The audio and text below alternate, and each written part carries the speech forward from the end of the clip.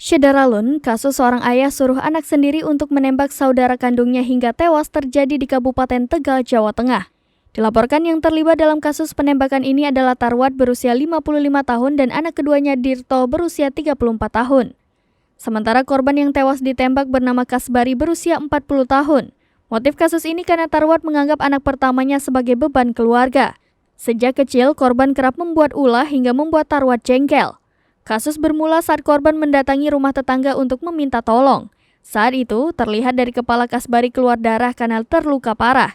Tetangga yang melihat korban lantas membawanya ke klinik terdekat. Namun, petugas tidak bisa melayani dengan maksimal lantaran luka parah yang dialami Kasbari. Korban selanjutnya dirujuk ke RSIPKU Muhammadiyah Tegal. Sebelum tewas, Kasbari sempat membeberkan penyebab luka di kepalanya. Dirinya mengaku ditembak oleh adiknya sendiri.